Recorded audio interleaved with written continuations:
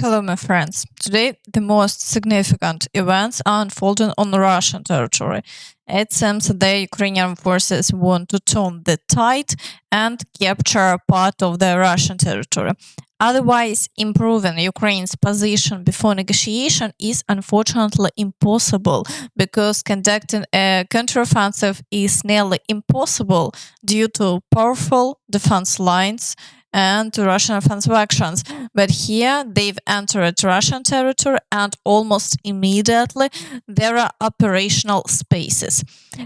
So today it has already been confirmed that the Ukrainian forces advance closer to the village of Sudzha, and the territory from which the Russians fled is 5 kilometers and 700 meters. In the areas of, let me find it,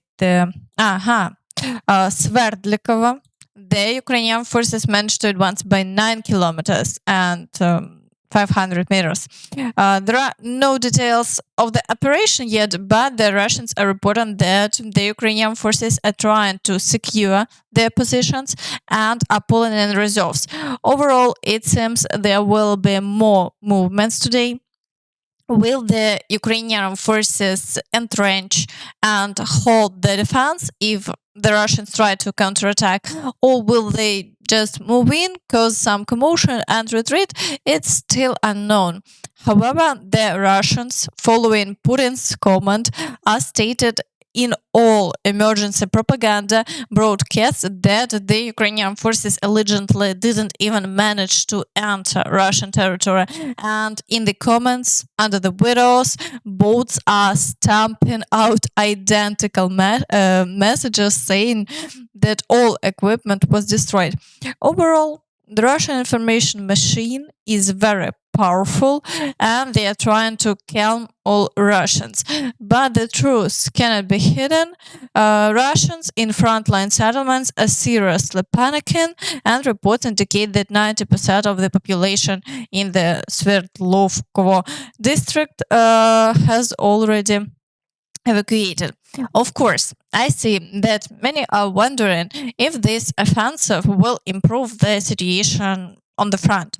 Considering their previous experience with the incursion into Belgorod region, where the Russians decided to conduct the offensive afterward, there is a possibility that immediately following the Ukrainian forces' withdrawal from Russian territory, the Russians will try to enter Ukrainian territory here as well and create a buffer zone in the Sumy region so that the Ukrainian forces will not have the opportunity to conduct offensive actions on Russian territory. Therefore, what is happening today is a very serious operation on the success of which a lot depends. And if it's successful, the situation for the Russians will seriously deteriorate. Now let's briefly review the situation along the front line. We'll start with the Pokrovsk direction, where the situation remains the most difficult. The Russians continue to intensively shell all frontline settlements and strike the rear. Late yesterday evening, there were reports of further strikes on Novoekonomichne. The battles for Vozdvizhenka continue with attempts to advance in the area of Novoalexandrivka, assaults on Ivanivka and Zhelanne, and breakthroughs from Yasnobrodivka towards Komishivka. Then Timofeevka is very likely already under the control of the Russians, with the Russian advance amounting to approximately 500 meters. However, we're still waiting for official confirmation and map updates.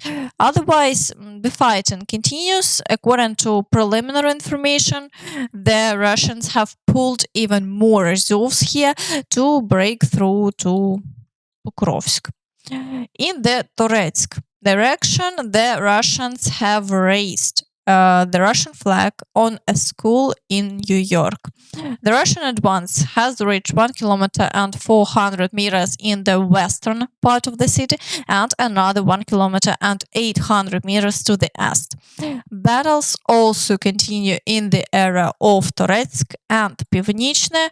The situation here is difficult as the Russians are gradually advancing. In the eastern part of New York, the situation is such that the troops are at risk of being seriously encircled. We will find out soon how this will end. In the Chasiv Yar direction, the Russians are storming a Novy microdistrict and attempting to advance further into Chasiv Yar. The battles for Ivanivsk continue, but there are no changes as before. In the Siversk direction, the battles for Verkhnyokamyansk, then Ivanodarivka, Vyimka and Pereizhne don't cease despite significant activity with more than 10 assaults daily. The Ukrainian forces managed to hold the defense and there have been no changes along the front line for another day. In the Kreminna direction, battles are taking place around Nevske, Tarny, and the Serebryanka forestry. However, as before, the success is on the side of the Ukrainian Armed Forces. All attacks are being repelled and the front line remains unchanged. In the Svatove area, battles continue for Berestove and Stelmachivka. The Russians here, as before, are only suffering losses. Additionally, southwards, assaults on the village of Makiyivka are ongoing, but the front line hasn't changed over the past day. In the Kupiansk direction, the Russians are assaulting Petropavlivka and conducting shelling along the front line. However, they haven't had any success here and the front line has remained unchanged over the past day. In the Kharkiv direction, the Russians are currently conducting shelling and there have been no new assaults on the settlement of Hlyboke and Liptsi. However, the situation is challenging in Vovchansk and the village of Tykhe. There is a significant amount of shelling and offensive actions, but so far there have been no changes to the front line.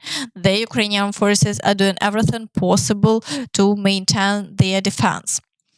In the Kurakhove direction, the Russians managed to advance in Krasnohorivka yesterday, and unfortunately, the town is gradually falling more under their control. However, the Ukrainian forces are still holding onto their outskirts, and the fighting continues. Additionally, Russian offensive actions have been noted in the areas of Maximilianivka and the village of Kostiantynivka, but here the situation remains unchanged. In the Vuhledar direction, the Russians are intensively shelling all the villages near Velika Novosilka and attempting to advance through the fields to encircle the settlement. So far, they haven't achieved significant success, and the Ukrainian forces managed to defeat them in the fields. Similarly, fighting continues near the village of Vodine, but here too, the situation remains unchanged. In the Zaporizhzhia direction, the Russians continue their attempts to expand the territory they control near Robotine and shelling Novoandriivka, where they haven't yet managed to break through.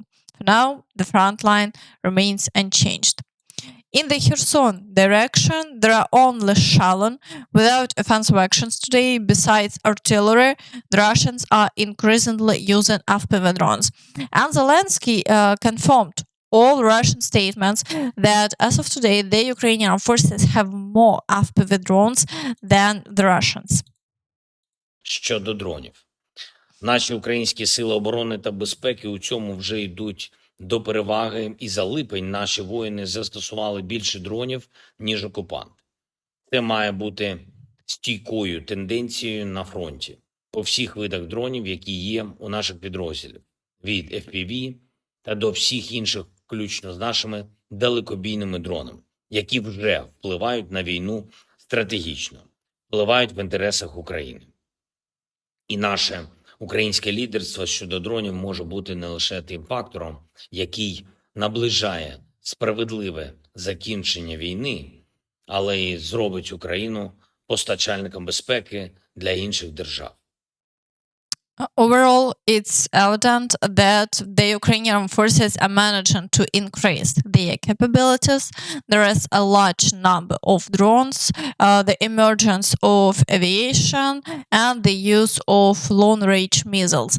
Therefore, the tide of events is gradually turning, albeit not as quickly as we would like, but progress is being made. And that's all from me.